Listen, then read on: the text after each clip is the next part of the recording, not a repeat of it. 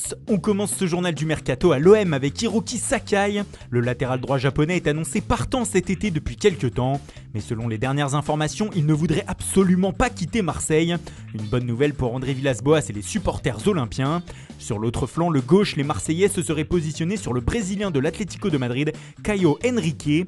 Prêté la saison dernière à Grêmio, le joueur de 23 ans ne serait pas dans les plans de Diego Simeone pour cette nouvelle saison. On passe à notre focus du jour sur l'Olympique lyonnais. Battu en finale de la Coupe de la Ligue par le Paris Saint-Germain, les Gaunes ne disputeront pas de Coupe d'Europe la saison prochaine, pour la première fois depuis plus de 20 ans, à moins d'un miracle en Ligue des Champions. Il va donc falloir tout révolutionner à l'OL après cette saison catastrophique. De nombreux joueurs, notamment des cadres, pourraient plier bagages. On pense bien sûr à Moussa Dembélé qui dispose d'une belle cote en Angleterre, à Houssem Aouar, peut-être la plus forte valeur marchande du club actuellement, ou à Memphis Depay à qui il ne reste plus qu'un an de contrat. Le Borussia Dortmund serait intéressé. Des seconds couteaux de l'effectif comme Bertrand Traoré pourraient aussi s'en aller, surtout après son tir au but manqué en finale vendredi soir. Sa cote auprès des supporters n'est pas prête de remonter. La première ligue pourrait être une destination. Pape Cheikh Diop pourrait lui filer à Dijon, qui est d'accord avec le milieu de terrain. Raphaël intéresse lui l'Olympiakos, alors que Joachim Andersen, décevant la saison passée, est dans le viseur du Torino. Enfin, le jeune Melvin Barr pourrait lui céder aux sirènes du Bayern Munich. L'OL va donc devoir recruter, surtout en défense. Les noms de Mamadou Sakho, de Samuel Gigot du Spartak Moscou ou encore d'Axel Dissassi du Stade de Reims ont été mentionnés ces dernières semaines. Mais pour le moment, le défenseur le plus proche serait un jeune turc de 18 ans, Cenk Ozatsar, qui joue au Altay SK. Au milieu de terrain, les noms de Aurel Mangala de Stuttgart, de Luis Gustavo du Fenerbahçe Istanbul et de Willan Cyprien de Nice ont été cités en cas de départ de Houssem Aouar. Enfin, devant, Diego Lainez du Betis est dans le viseur de Lyon, alors que le jeune ailier uruguayen de Pénarol, Facundo Pellistri, aurait fait l'objet d'une offre de 7 millions d'euros, mais celle-ci aurait été refusée par le club sud-américain.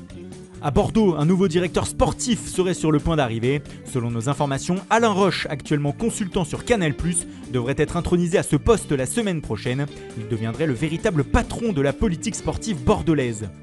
À l'étranger, le Real Madrid tente de dégraisser son effectif en ce début du mois d'août. Ainsi, Sergio Reguilón, prêté la saison passée au Séville FC, intéresse fortement Everton. Les Toffees auraient formulé une offre de 18 millions d'euros aux merengues pour leurs joueurs. Autre membre de l'effectif madrilène a sans doute plié bagage, Borja Mayoral. Prêté à Levante la saison passée, l'attaquant espagnol pourrait rebondir du côté de la Lazio qu'il a dans le viseur. À Tottenham, ce sont les anciens de la Ligue 1 qui font les gros titres. Ainsi, selon les médias italiens, Serge Aurier serait la priorité cet été de l'AC Milan. Des premiers contacts auraient été entamés ces derniers jours.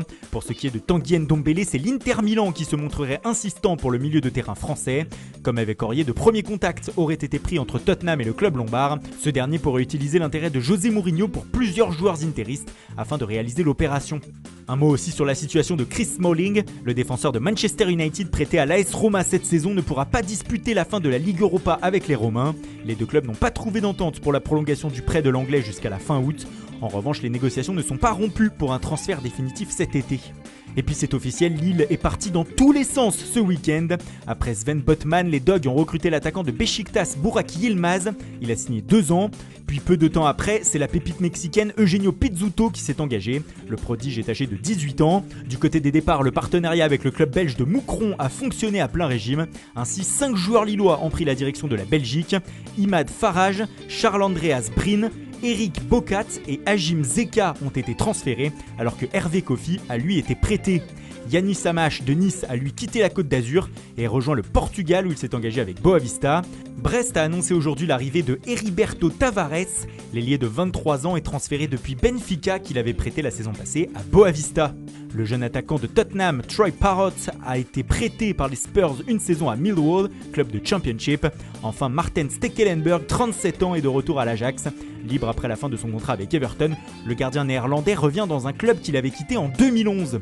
Voilà, c'est tout pour aujourd'hui. Bonne soirée à tous et rendez-vous dès demain matin pour de nouvelles informations sur le Mercato.